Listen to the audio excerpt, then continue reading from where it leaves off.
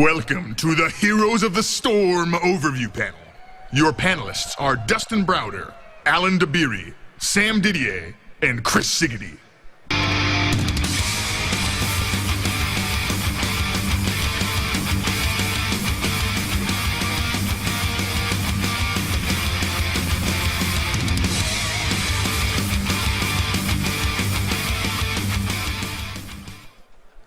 Hello, Blizzcon. Howdy.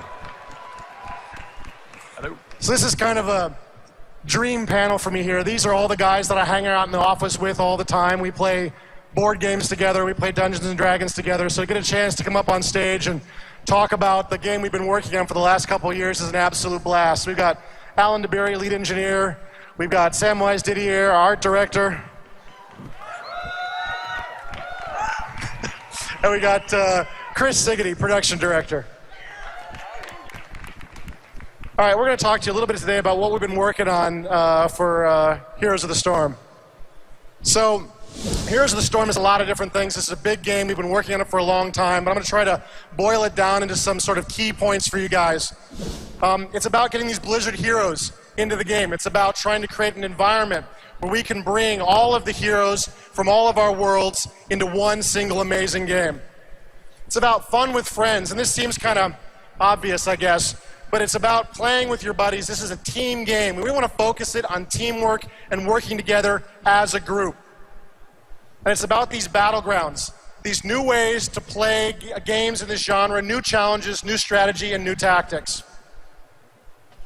And of course, for us, it's about paying homage to the amazing Blizzard community that really helped create and invent this entire genre of game. So, I don't know, what do you guys think? Like, for me, it really seemed like everything really exploded when Warcraft 3 came onto the scene. We had some really great stuff, of course, in Brood War and even before. But Warcraft 3, it seemed like everything just really took off. Yeah, so from my perspective with Warcraft 3, the big changes that came that feed into Heroes was the editor. It was our most powerful editor that we'd released.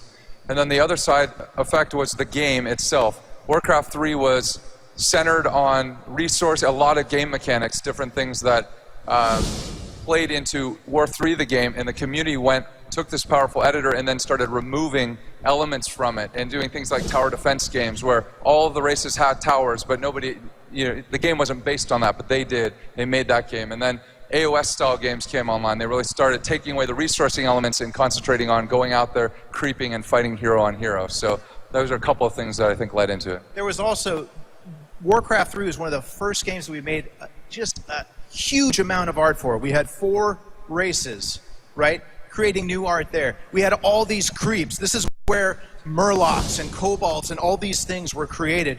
And the fans basically took this game and said, that wasn't too bad, Blizzard. I think we can make a few games out of this ourselves. Thank you for that. But yeah, there was just so much to work with, and they weren't, necessarily hampered by any kind of, rules for one type of game or whatever. And they just made, these genres that are just, awesome now. Yeah, I think it's also a testament to the editor how easy it was to be able to create a map. Part of it, just the game engine itself, it was so data-driven. It was for a bit of a selfish reason as well. At Blizzard, we're pretty iterative in our design, and so the engineers were always trying to protect ourselves, where every time game design changed their minds, they could basically do it themselves. And after a while, we realized that, wow, these are really cool tools. Map makers can make all kinds of cool stuff. And so we started adding features that we didn't even use in the game that map makers could make cool maps with it. And the rest is history.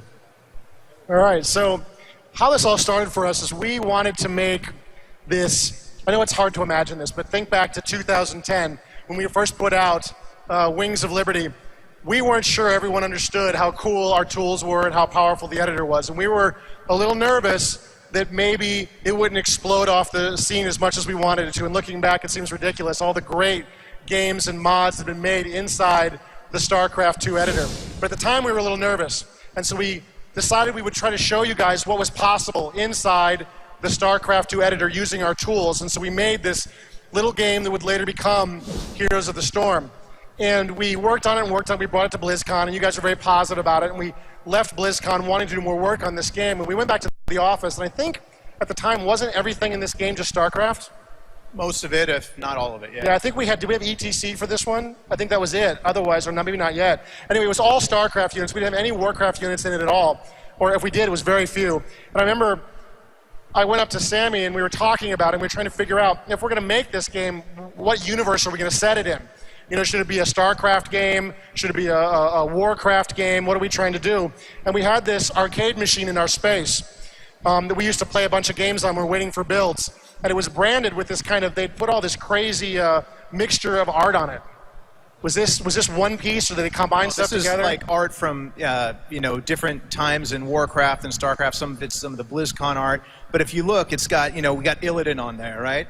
Kind of popular. We got Diablo on there, Protoss and Terran, Blood Elves, and the Murloc is on there. Always showcasing how we like to throw these cool, hardcore characters, but also have a little bit of the humor touched in there as well. And then there was this other moment that happened maybe a year later where we were working on this game, and I was getting a little nervous. I was like, I don't know. Like, what are we really doing here? It seems kind of all over the place. I don't understand. What is the visual, creative vision for this game? And in my moment of weakness, I went to Sammy again. And I said, Sammy, I don't know, man. What are we doing here? And he pointed to this poster hanging on our wall. And this it's like, turn around, dude. Check it out. Yeah, it's right behind me. Looks really good together. There's this Wei Wang piece, I think, right? That he done specifically for BlizzCon. And so this was an example of how literally, weirdly, BlizzCon itself became the world in which we built this game. We were building it based on all this amazing art we had seen hanging around our office, hanging around the studio, that had come specifically for BlizzCon. All right, so that's what we're doing. We're making BlizzCon the game. We're trying to get all of these heroes all smashed together and create this game that has a lot of freedom to it and the ability to really do sort of crazy things and have any hero from any one of our universes suddenly jumping into this amazing battle. It was all sort of inspired by this map that we started with, and of course, all of this art from BlizzCon we'd had hanging around the office. And then the other thing we've been inspired by recently has been Hearthstone. And this is a game that we've been playing in the office just a little bit longer than you guys have, but it's been really geeking it up. I know, Chris, you've been playing a ton of Hearthstone. Yeah, this is a great slide. I think Hearthstone is important to Heroes of the Storm because Hearthstone represents, they've done a really great job. Team 5 internally, I keep throwing these kudos on them because I think they've captured that fun and the essence of Warcraft in this card game really well, and we aspire to do that with Heroes as well, and we're on our way. We're in our alpha phase, but we're going to see more of that. The other thing that Hearthstone represents is an arguably crowded space, and I keep getting asked this question about, are you worried about the space that Heroes of the Storm is going into? And for us, I think it's been true for all of the games, but Hearthstone being the most recent to say, it's an arguably crowded card space. How are you going to go in there and play and have Hearthstone come out in there? And we're not even thinking about that. We're focused on making the best card game we can with Hearthstone, and I think that's the same thing here with Heroes. Well, we want to put that Blizzard slant into this genre, into this hero brawler genre, and make it great. And so Hearthstone is an inspiration. I think the other thing I love about Hearthstone is that you're looking at a game that when you first play it, it looks pretty simple. It looks like, well, I don't know if there's that much to it. And then, 100 hours later, you're still clicking away, trying to get as much damage done as you possibly can, trying to survive that next attack. It's just absolutely an amazing experience. And we really want to challenge the genre. This is the other thing we're trying to do. We want to try to provide something new for our players, some new strategies, some new tactics, some new things to do, so this game feels fresh and original, and it's like something that you would really want to check out, something worthy of your attention. All right, let's talk a little about Blizzard Heroes. I know this is a big part of what the art team has been working on for the last many months, trying to get all of these amazing heroes into this game. Pretty cool.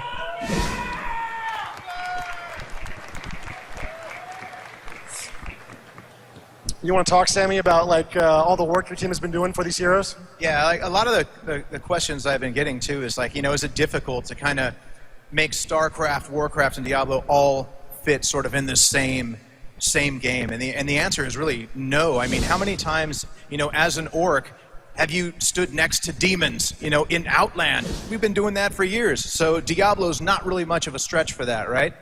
So, we take a lot of the characters that we have, and with some of the Diablo characters, they're arguably a little bit more realistic, a little bit more dark, and real to this world, kind of. And we sort of just ramp them up just a little bit into some of that comic book level, that World of Warcraft has, where everyone's like, whoa, you know, like super huge, you know, comic book heroes and villains. And then StarCraft kind of falls right in the middle, where it had a little bit more, you know, fidelity, the textures, the specular mapping, and all these cool art terms.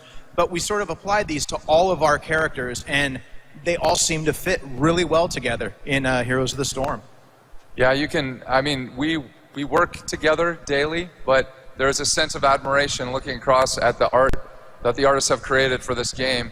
It happens on other teams, but even within the team, it's still a kind of pinch yourself when you come to work sort of thing when you see the final results here that the artists have hit. And I don't want to build up egos anymore here, but anyway, it's great stuff. We're floored on a daily basis. All right, so these are our heroes. These are the guys we're trying to create. Some of these guys have lots of lore behind them, lots of depth. These are heroes. People have a lot of expectation of how they're going to play. This is Arthas, the Lich King. This guy's got to be absolutely amazing. He's got to feel like you are in command of one of the most deadly villains to ever stalk the north wastes of Azeroth. Yeah, that's right. Exactly. Well, we got one sail over there. So here's all of these different versions that we've had of this character over the years. And this is a real challenge, I think, for the art guys to try to capture the essence of this character into sort of a single vision of what they're trying to get done. And this is the version we have of this guy today.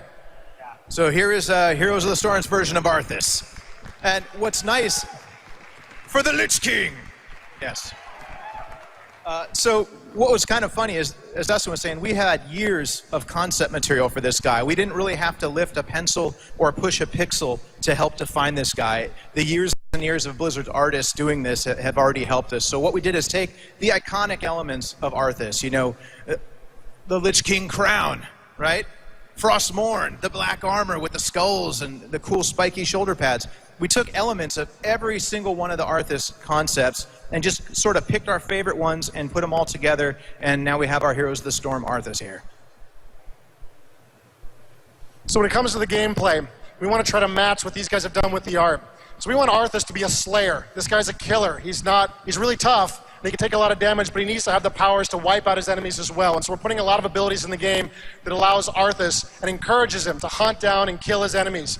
Arthas will actually steal the souls of enemies he kills, and they will follow him into battle. So you really want to be hunting down enemy heroes.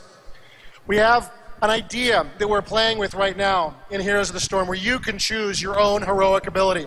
And one of the reasons we do this is because these characters are so big, it's sort of hard to contain them inside one single set of powers. So we give you choices of multiple powers. So we've got Sindragosa, this giant frost-breathing dragon, undead dragon that will sweep across your enemies.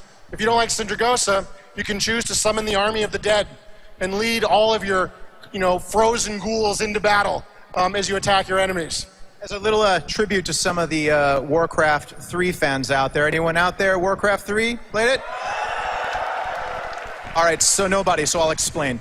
No, basically, if you check out this slide here, this is Prince Arthas before the fall. You notice he has Frostmourne there, but he's sitting there all beautiful with his long blonde hair, just looking all princely and everything. And that's one of the fun things about this game. Art-wise, we can even go back to some of the characters from the past or what they used to be and then, what they are now. So, Prince Arthas here, it's still Arthas, but everybody knows, he has a sort of a dark side of him about ready to come out when they see this skin. Yeah, no spoilers, Sammy. All right, let's talk about one of my favorite characters in the entire Blizzard multiverse, Elite Tauren Chieftain. We have any fans of ETC out there at all right now? Well, I know they're very famous, so it'll come as no surprise to you that I actually have 3 members of the Elite Tauren Chieftain here on stage with me today. 3 guys from this amazing band that often has these other bands close for you guys, right? You have occasionally some bands come by and they finish what you guys start. This has been a character that I think has been absolutely a wonderful part of the Blizzard universes. What do you guys think makes this character really work? What do you think makes ETC fun for Blizzard fans? Well, I can't speak on whether it works or not because I know musically there's a lot to be desired. But As far as what we're trying to do with ETC and Elite Torn Chieftain is capture some of the mirth and some of the fun that's always been present in Blizzard games, going back to Warcraft 2, clicking on your, orc grunt, trying to get to his piss lines and hear his funny line, and clicking on that sheep, 100 times and making it explode. Yeah, actually, a sheep exploding is exactly what the band sounds like. That's accurate. That's pretty much accurate. Well done. I wanted to describe it accurately, right? But that's the point of it, and whether it always comes across that we want that in Heroes of the Storm, and I think that's what this is speaking to, or what we're trying to do. So, Awesome. Well, here's ETC in Heroes of the Storm. Something for the Alliance fans to kill whenever they see. This character is absolutely awesome in game. He's a very high mobility kind of warrior character. He can move quickly around the battlefield. He's got the ability to heal himself if he gets in trouble. Since he's moving quickly, you can imagine he gets in trouble quite a little bit. So he needs an ability to sort of stay in the action and protect himself when he gets into trouble. He's also got one of the most fun heroic abilities in the game called Stage Dive. He leaps off wherever he's at, he flies across the battlefield and lands at any other location. So he can absolutely surprise the opposition, appearing absolutely just out of nowhere to jump on the enemy. The other ability he has is Mosh Pit. And this is the ability to sort of rock out for a minute and have everybody nearby, all of the enemies, stop and have a little dance. I'm just going to say that I think he has 2 more fans than the real band does. once again, accurate. All right, so you see we've got 2 heroes here, 2 warrior heroes, but they're very different heroes. Arthas is a lot slower, a lot tougher, and a lot about dealing out the damage, as opposed to Elite Torn Chieftain, who can move rapidly around the battlefield and really bring the fight to the enemy. That's one of our big goals for this game when it comes to the design of these heroes, both artistically and in terms of how we build them in the game. We want all of them to be as unique and special and feel like you're playing as a different character as we possibly can manage when you sit down to play. All right, now I'm going to talk about this weird guy called Abathur. Abathur. You guys had a chance to play Abathur out there yet? You haven't. This is a pretty cool character. Now, here's the problem with Abathur. I got a video I'm going to show you of Abathur in this game, but it's going to move pretty fast. So I'm going to give you a little setup here on the screen. So we got Abathur. This is a guy who can jump inside any friendly hero. He can sort of ride shotgun with them, infest them. And when he's inside this other hero, he can shoot abilities off of his ally. Abathur can't fight to save his life. Abathur is an absolute victim. All he's got is these kind of jazz hand attacks. He got nothing. But he can jump in and infest friendly heroes, and then he's a real threat. So he's going to be jumping all over the battlefield. The other thing you need to know about this match you're going to watch here, this short couple of minutes, is this is on Dragonshire. And what happens on Dragonshire is you need to capture 2 obelisks, one on the top of the map and one on the bottom of the map. When you capture both obelisks, it opens up the Dragon Altar. And when you go to the Dragon Altar, you can tell one of your heroes to channel on the Dragon Altar and become the Dragon Knight.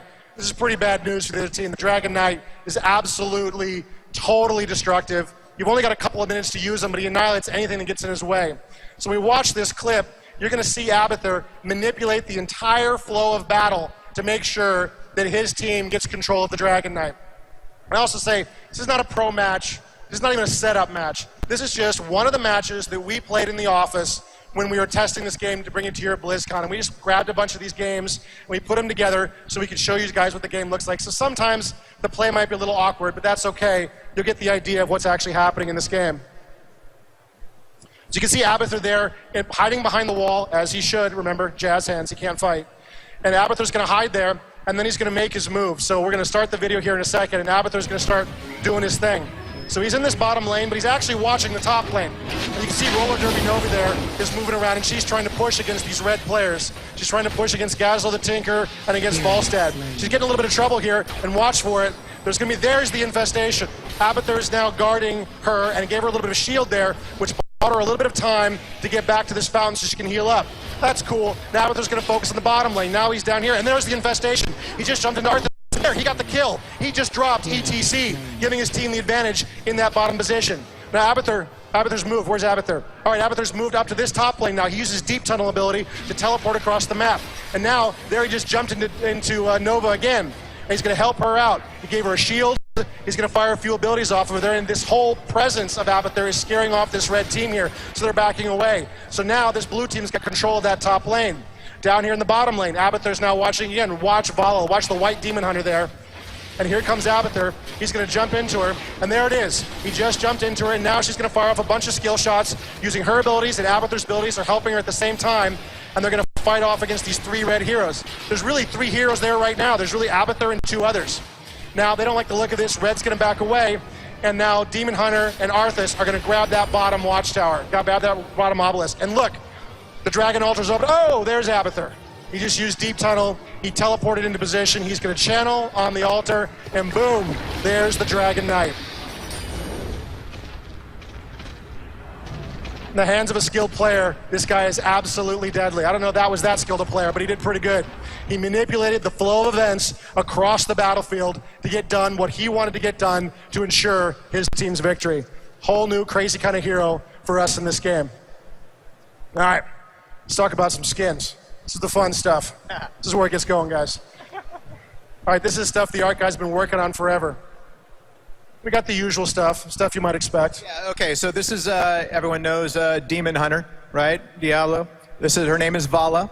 And we have a simple skin of hers, which we call the Vampire Hunter. So she's wearing her cool kind of Van Helsing gear. And it's just one of the color variants. We actually have a few color variants for her. I think we have a red one, blue, green, all these different kind of colors to a skin. So you may have another Vampire Hunter on the other team, but she might be wearing something else, a different color than what you're using. So just an example of one of the more simple skins we've done.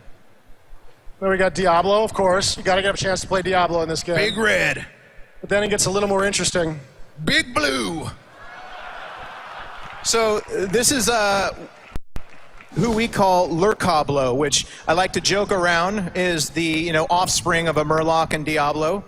It is the worlds coming together. But yeah, basically this is just something that we wanted to do. There was no real lore behind it. It's not going to be in Diablo 16 or anything like that we know of. Depends on how popular he is. Okay. All right, and here's the ETC. You've seen him before, and here's one of my favorite skins for him. Yes. Anyone who was living in the 80s like we were will recognize the glam rock ETC. Oh, he's got the keytar, the key instrument of the 80s, and he's rocking the tiger stripe tights. He's got the pink bandana and high tops. This guy is so poison he doesn't know what to do. I think this was the skin that convinced me that this will work. This will work. This one did?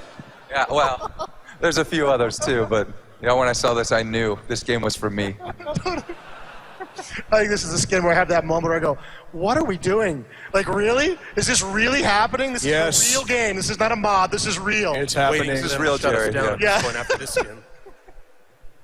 All right. We got Uther, classic-looking paladin character.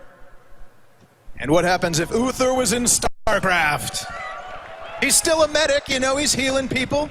But, he carried that cool Warcraft flair all the way with him to the Caprulu sector, So he's rocking the medic armor looking damn sexy. There it is. Yes, Judgment armor for Uther. So for on Hammer, this is probably one of the most popular armor sets for the Paladin, so it was the first one we did for him, so I think he's looking pretty darn good. No problem. All right, so one of the big values for this game is fun with friends. It's a chance for you to play with your buddies, and this sort of affects the entire game design for this game. We sort of focus all of our decisions on this single value, and it sort of changes the game in a lot of different ways. We want to be able to get together with your buddies, put together a really cool, maybe sometimes a little strange, sort of superhero team, and go out and try to run over your opponents. One of the things we're trying to do is give you 20-minute games. And this has a bunch of advantages. First of all, if you're a disaster and you're losing, you'll only be losing for 10 or 15 minutes. But the other advantage to it is, if we try to play tonight, and I'm running a little late, and you start a game, and then I suddenly, hey dude, I'm here, I can maybe wait for the 5 or 10 minutes for you to finish. But if it was a longer game, maybe I would start a game and then you would finish a game. We would never end up actually getting together. So this is a really big value for us. Keep the game short so it's easy to get together with your friends and play this game as often as we possibly can. I think it's also hit a little bit on the pacing that we want, and it's a fast actually get into the action very quickly, and by keeping to that shorter time frame, it's really helped the design keep that excitement constantly. Yeah, you can get a few games in at lunchtime as well. Totally.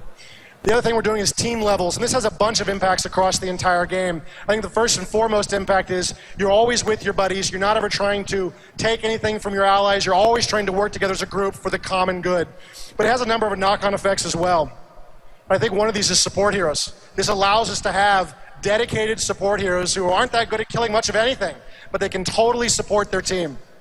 Yeah, I think that support heroes really follow my play style, and I really like what we've done so far with the different kinds of support heroes, where you can be a healer, you can be Tassadar, who does more shielding effects, you've even got Gazlo, the Goblin Tinker, who's got all kinds of map control mechanics, and having that team level aspect really allows me to do that. I don't need to be up at front killing everything. I can be back, defending my team, helping them win.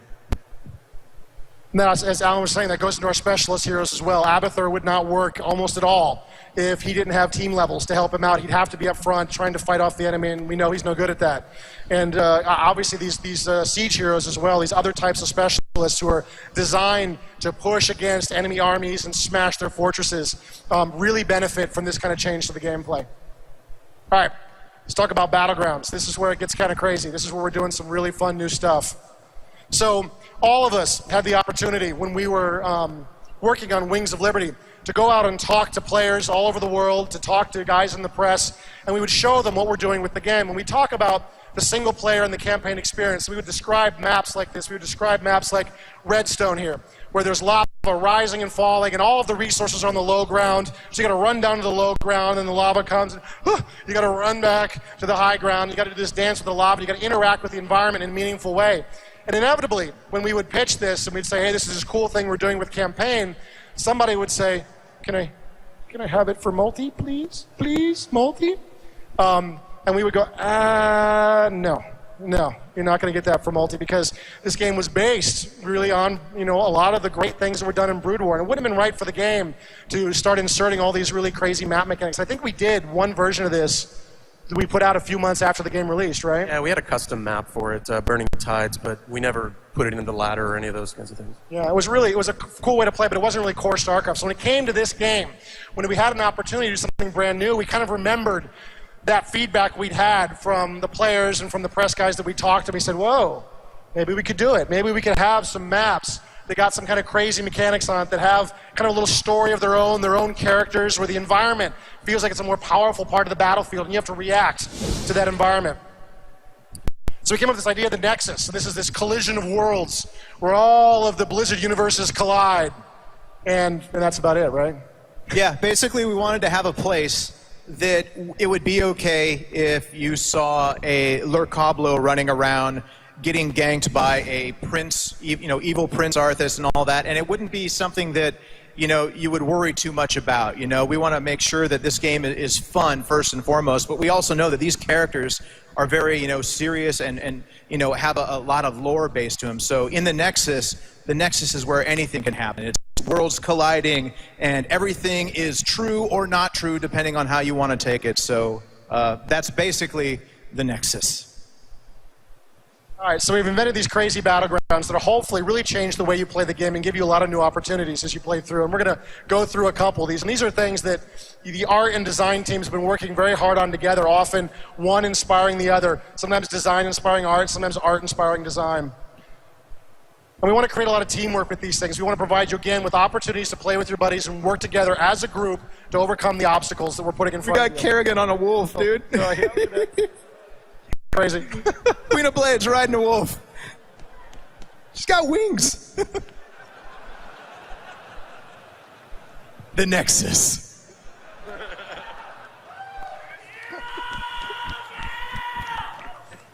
All right, and we're going to give you new challenges as well, and ultimately new strategies. All right. The final, most important part of this thing is variety. We want to provide you with lots of different ways to play, and we want to have the opportunity down the road to change up the game. One of the things we learned from StarCraft is how much different maps, and changing maps over time could fundamentally alter the experience and really create a constantly moving target for our players where they're constantly challenged. And so as time goes on, we're free to take maps out of rotation. You can still play them in custom game, but they won't be there in the in the matchmaker anymore, and we put new ones in. So the game can kind of keep evolving with you. And if you guys give us feedback on one of these battlegrounds, you go, I kind of liked it when it launched, but now I'm done with it.